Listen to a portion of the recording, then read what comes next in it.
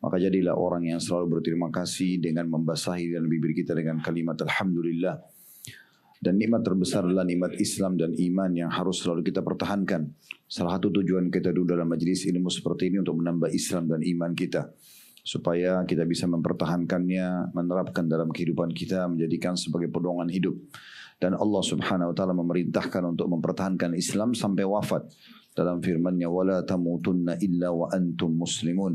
Dan janganlah kalian meninggal dunia kecuali dalam keadaan Islam. Selanjutnya kita panjatkan salam hormat kita kepada manusia yang paling pantas untuk kita hormati dan ucapkan salam hormat kepadanya. Dia Nabi besar Muhammad sallallahu alaihi wa alihi wa sahbihi wasallam, sebagaimana Allah telah perintahkan kita untuk mengucapkan salam hormat tersebut. Seperti biasa, bila Allah subhanahu wa ta'ala mudahkan, kita akan lanjutkan bedah buku kita Riyadus Shalihin tulis oleh Imam Nawawi rahimahullah.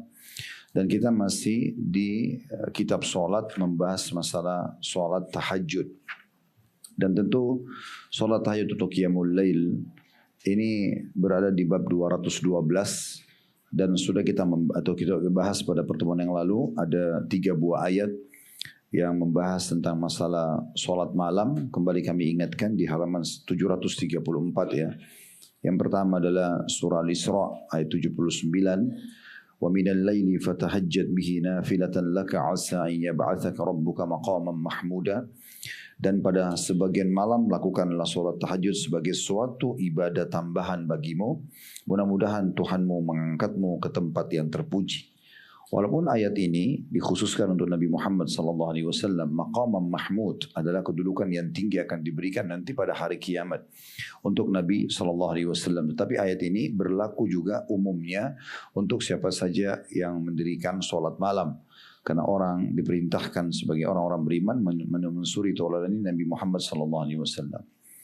Ini sudah panjang lebar kita jelaskan, ini cuma mereview saja. Kemudian firman Allah juga dalam surah Sajdah ayat 16. Tatajafa junubum anil madaji'. Potongan ayat. Dan lambung mereka selalu jauh dari tempat tidur mereka. Ini yang dimaksud adalah tidur di malam hari. Mereka luangkan waktu untuk bangun solat. Begitu juga dalam surah Dzariyat ayat 17 Allah memuji orang-orang yang sholat tahajud, kanu qalilan minal laili ma yahja'un, yang artinya mereka itu, maksudnya para ahli surga dan orang-orang yang beriman, sedikit sekali tidur pada waktu malam. Maksudnya sudah kita jelaskan waktu itu, bukan berarti dia hanya tidur sejam, setengah jam, tetapi dia meluangkan waktu untuk sholat malamnya pada saat dia lagi menikmati tidur. Kita juga sudah membahas tentu banyak sekali hadis, dari mulai hadis nomor 1167 sampai terakhir yang kita bahas adalah 1180. Hadis-hadis ini tidak kami ulangi lagi karena sudah kita bahas panjang lebar. Namun sekarang kita akan lanjutkan sisa daripada hadis-hadis yang membahas tentang sholat malam.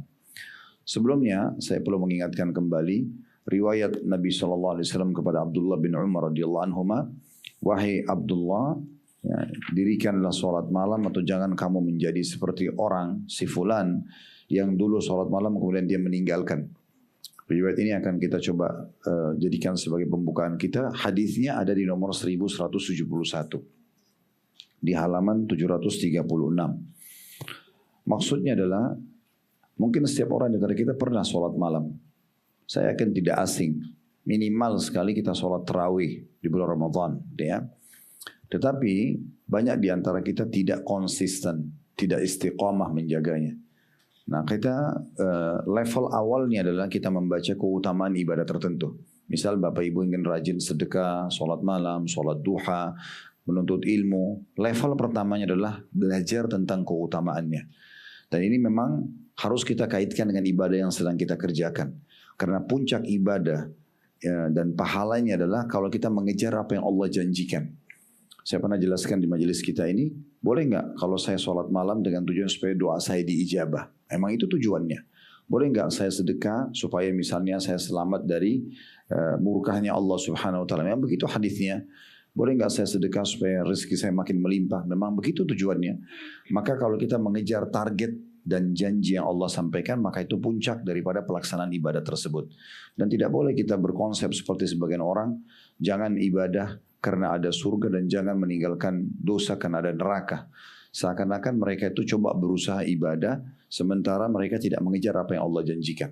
Sementara Allah Subhanahu wa taala menyuruh kita mengejar surga.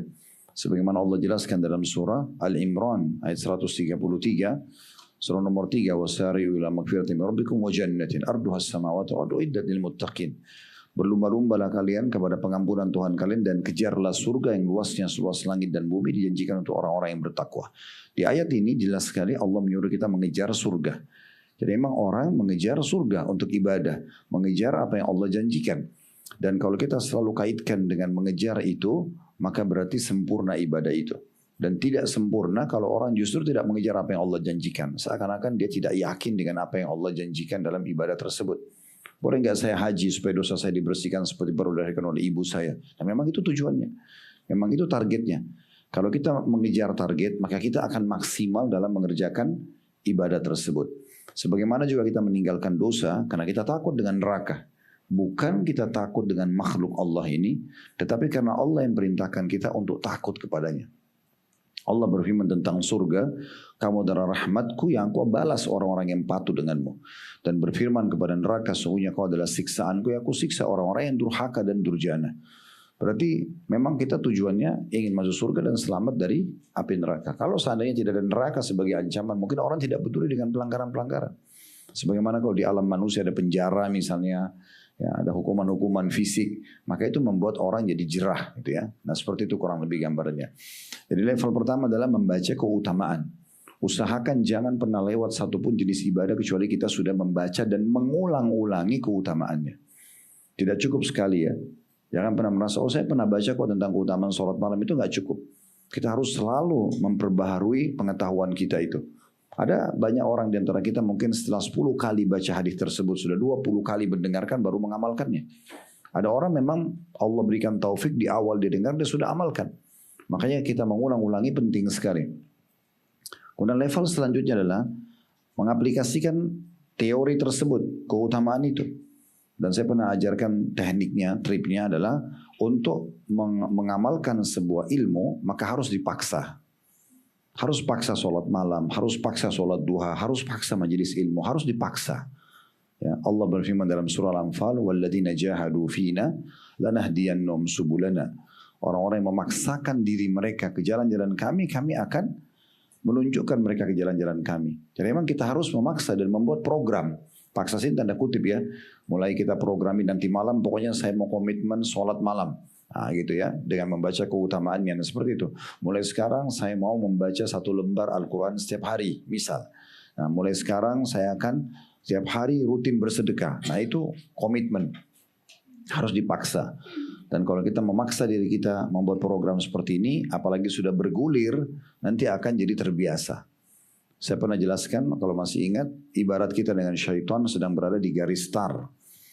Kalau kita belum memulainya, berlari, maka syaitan sebagai rival kita akan terus menjatuhkan kita. Kamu gak bisa, nanti aja, kamu ngantuk, kamu capek, dan segala macam, sampai kita tidak melakukan ibadah tersebut.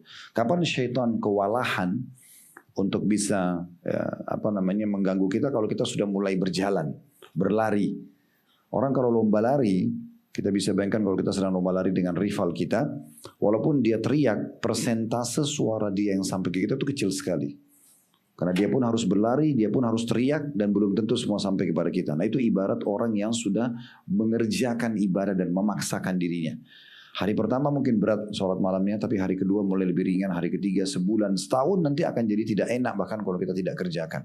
Dan syaitan akan kerepotan untuk mengganggu kita di situ. Sebagai contoh misalnya ibu-ibu di sini misalnya sudah komitmen pakai jilbab.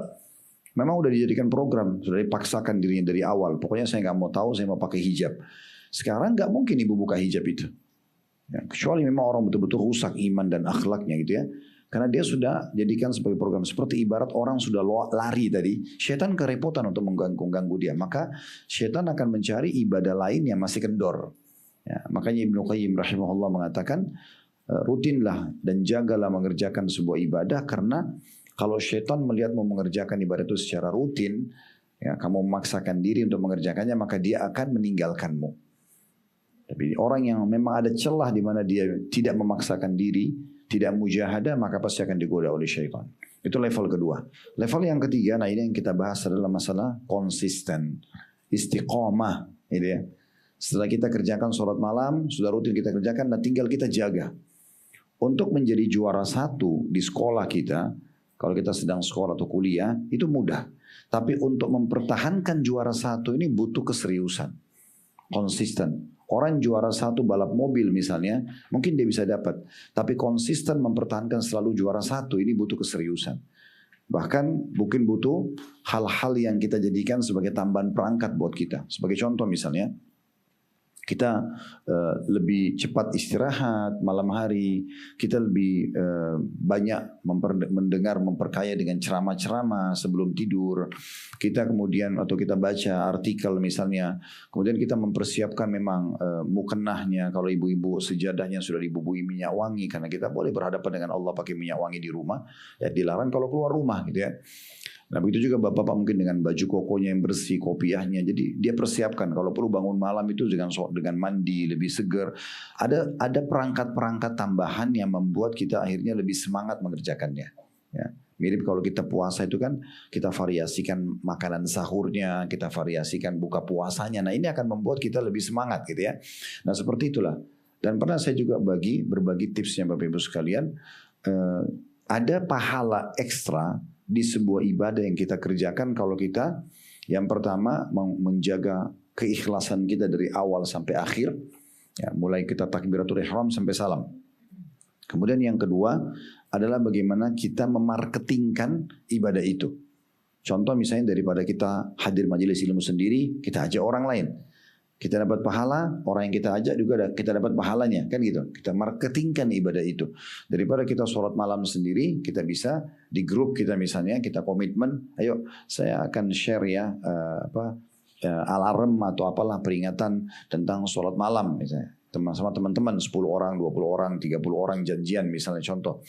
Itu program-program yang menarik. Jadi kita marketingkan ya, kita pasarkan. Kita bisa menyampaikan kepada orang tentang ibadah haji dan umroh. Misalnya kita berbagi flyernya, kita bisa berbagi tentang jadwal ta'lim atau apa sajalah. Kemudian yang ketiga adalah mengemas ibadah itu. Ini pernah kita jelaskan. Mengemas ini beda pahalanya orang yang keluar dari rumah, kemudian dia ketemu dengan orang fakir miskin, seorang fakir miskin, lalu dia kasih apa yang dia termudahkan. Sebagai contoh misalnya, dia ada orang miskin lagi ketuk kaca mobilnya di lampu merah misalnya, kemudian dia korek atau dia buka dompetnya kemudian dia temukan ada uang berapa saja yang ada, 5.000, 10.000 itu yang dikasih sama dia. Berpahala. Besarnya tergantung kadar keikhlasannya. Tapi ada orang yang lebih besar pahalanya. Dia mengemasnya. Yaitu memang dia sudah siapkan uang baru, 100.000 baru. Memang dia niat ingin sedekah. Beda pahalanya. Orang yang sedekah incidental, tiba-tiba saja. Dengan orang yang bersedekah karena dia programkan. Dia yang sengaja mencari orang-orang miskin itu. Dia sengaja mencari sumber-sumber sedekahnya. Nah ini kemasan terhadap ibadah tersebut. Beda orang tadi sholat malam, bangun. Ya saya daripada tidak bisa tidur saya sholat malam aja. Kemudian dia pakai mukennahnya mungkin yang sudah beberapa hari belum dicuci. Dia biasa saja ada sejarah nggak ada sejarah dia sholat saja. Beda dengan orang yang sudah persiapkan dari sebelumnya. Nah ini kemasan ini bisa membuat kita mendapatkan ekstra pahala. Masih ingat hadis tentang sabda Nabi SAW kepada para istri-istri beliau. Beliau mengatakan nanti orang yang paling pertama menyusul aku diantara kalian adalah orang yang paling panjang tangannya. Maka kata Aisyah radhiyallahu anha, kami tidak memahami sabda Nabi SAW ini kecuali beliau setelah meninggal. Karena setiap kali kami bertemu setelah Nabi meninggal, kami selalu mengukur panjang tangan kami. Karena Nabi mengatakan yang paling pertama menyusul adalah orang yang paling panjang tangannya. Kami terus mengukur tangan kami, siapa yang lebih panjang, sehingga dia mungkin berpikir nanti kalau yang lebih panjang tangannya itu akan lebih dulu meninggal. Padahal sebenarnya orang yang lebih tinggi dan orang yang sedang atau orang yang pendek pasti beda panjang tangannya. Maka beliau mengatakan kami baru faham sabda Nabi ini setelah Zainab binti Jahash radhiyallahu anha, ini salah satu istri Nabi yang meninggal lebih dulu. Karena ternyata semua istri Nabi suka sedekah. Tapi Zainab binti Jahash kalau bersedekah beliau selalu libatkan tangannya sendiri. Sebagai contoh, orang-orang membeli baju perang yang sudah siap. Maka Zainab binti Jahash menjahitnya sendiri. Kalau dihidangkan makanan siap saji beli misalnya, maka Zainab masak sendiri dengan tangannya. Itu kemasannya.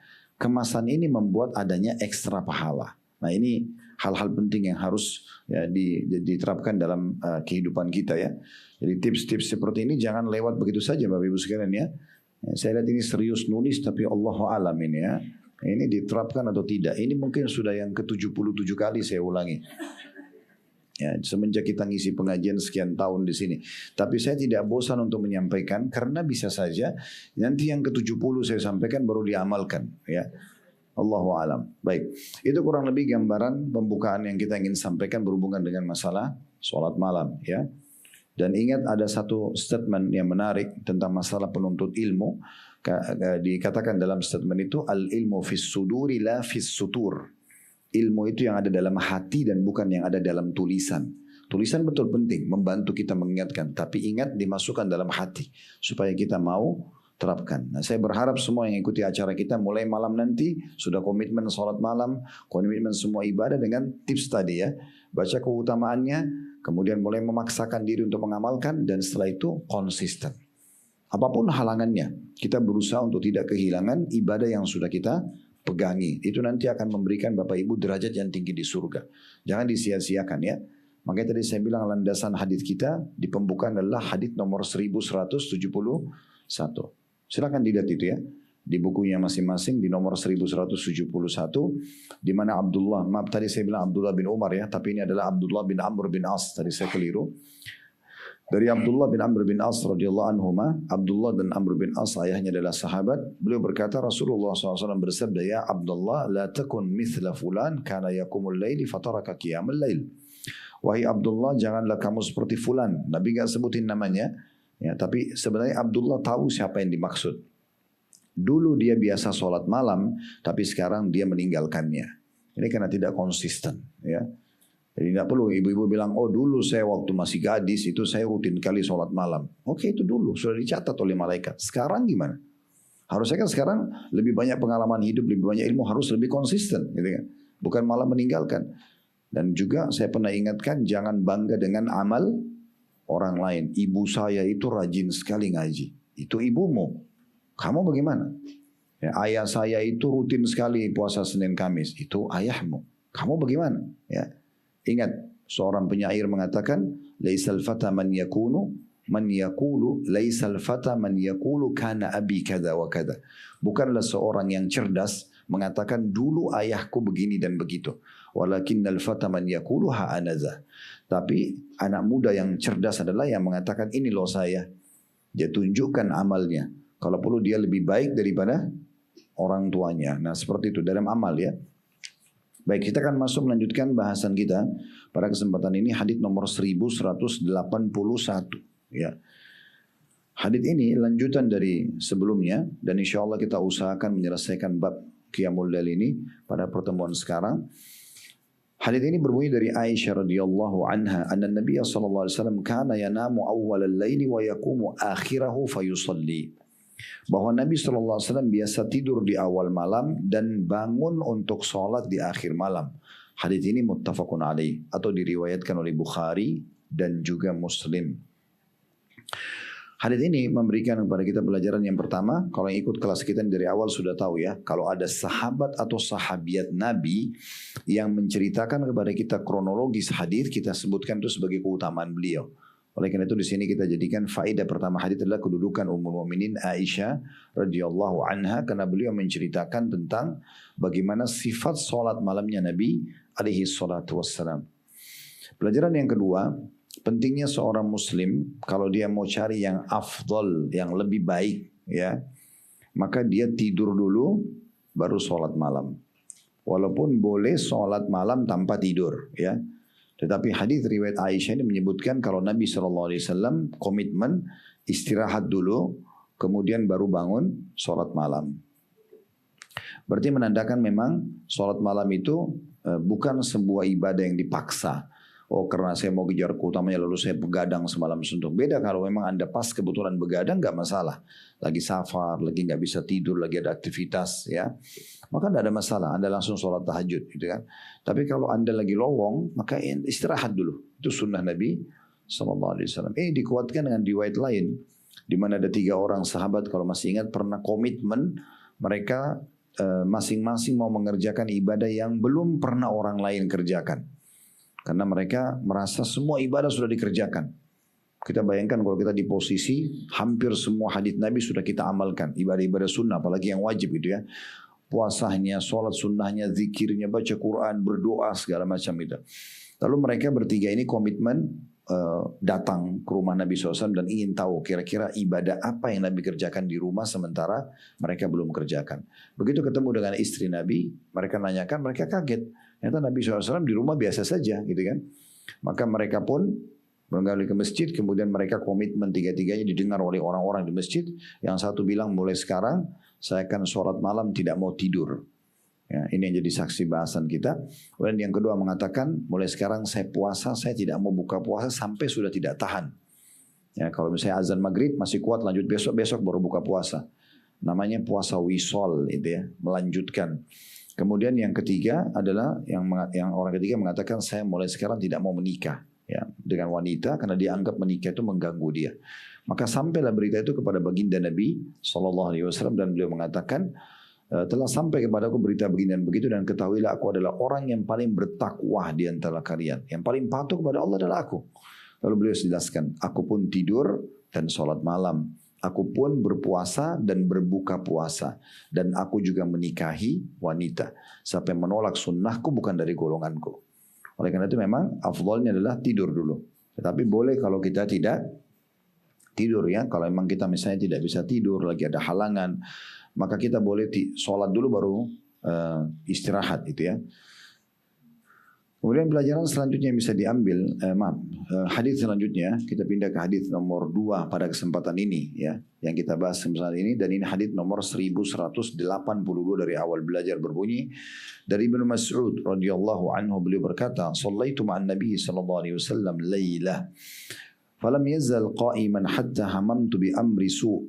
Qila ma hamamta? Qala hamamtu an ajlisa wa ada'ahu." Saya pernah sholat bersama Nabi SAW pada suatu malam, maksudnya tahajud. Beliau terus berdiri hingga saya ingin melakukan sesuatu yang buruk. Lalu Ibnu Mas'ud ditanya, apa yang Anda ingin lakukan? Kata dia, aku ingin duduk dan meninggalkan beliau. Hadis ini diriwayatkan oleh Bukhari dan juga Muslim.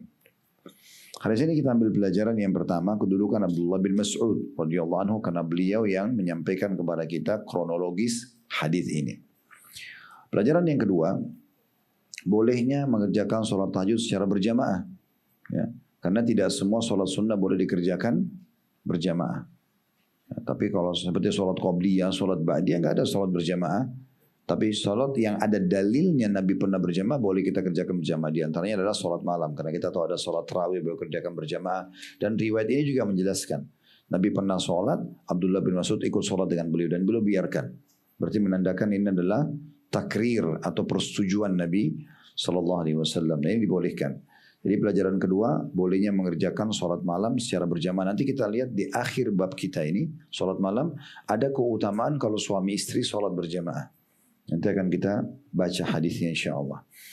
Pelajaran ketiga yang bisa diambil adalah lamahnya sholat Nabi SAW. Dan ini adalah sholat yang paling afdol. Makin lama kita berdiri sholat, maka makin afdol sholat malam itu. Artinya membaca banyak ayat gitu ya. Kami sudah pernah sampaikan ada fatwa ulama membolehkan seseorang kalau sholat sunnah untuk memegang mushaf ya, Al-Quran. Atau kalau kita mungkin sekarang aplikasi Al-Quran di handphone. Jadi supaya misalnya nanti malam Bapak Ibu mulai dari awal surah Al-Baqarah misalnya ya. Kita komitmen mau baca misalnya 10 ayat atau 100 ayat. Kalau 100 ayat misalnya berarti per rakaatnya 10 ayat ya. Sampai di rakaat ke-10 sisanya 1 rakaat witir baca Al-Ikhlas gitu ya. Atau Anda mau baca 10 ayat, 20 ayat, 3 terserah.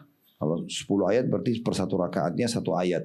Gak apa-apa bagi orang yang pertama memulainya bisa dengan itu ya. Walaupun komitmen seseorang kalau dia sudah rutin mengerjakan sebuah ibadah, dia menambah kualitas dan kuantitasnya kalau bisa ditambah kuantitas atau jumlahnya. Nah nanti atau juga hadis dijelaskan tentang masalah sholat malam itu, orang kalau sholat dengan 10 ayat itu dapat pahala. Orang kalau baca 100 ayat lebih besar lagi. Orang kalau baca 1000 ayat lebih besar lagi pahalanya. Yang ada motivasi itu ya. Al-Quran 6.300 sekian ayat. Berarti kalau kita baca misalnya orang sudah sampai pada level 100 ayat per malam. Ini biasanya orang kalau sudah rutin ya. sudah setahun, 3 tahun, 10 tahun dia sholat malam, biasanya dia bisa saja.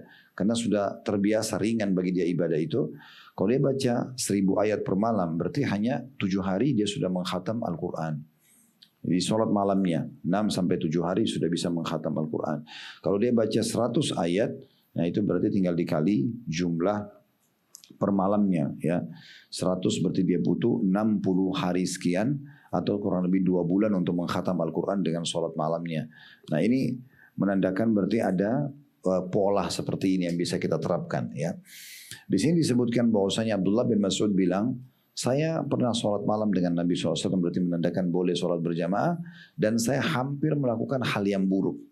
Waktu ditanya, apa yang Anda lakukan? Kalau Anda maksudnya yang buruk itu apa? Beliau mengatakan, saya hampir meninggalkan Nabi yang sedang sholat. Gitu kan? Karena terlalu lama beliau berdiri. Gitu ya. Dan ini berarti adanya anjuran untuk memperlama sholat malam itu. Ya, tentu saya selalu berbagi dan saya ingatkan kembali, kalau Anda baru mau lakukan sholat malam ini, artinya selama ini terputus-putus sholat malamnya, tapi sebulan mungkin 4-5 kali, atau sepekan mungkin cuma sekali, misalnya atau 2 kali. Maka saran kami tentu Anda sholat mungkin 20 menit ya sebelum subuh, ya, sehingga Anda bisa membaca beberapa ayat dan ringankan. Ya. Nanti pelan-pelan baru pindah mundur setengah jam, kemudian pindah 45 menit, nanti 1 jam. Nanti lama-lama Anda bisa mengerjakan sholat malam lebih dari 1 jam biasanya ya. Kalau orang mau membaca banyak ayat, tapi itu jadi ringan karena dia sudah terbiasa. Hadits nomor 1183 selanjutnya, ini merincikan lebih panjang lagi tentang Nabi memang kalau sholat malam itu lama sekali. Ya.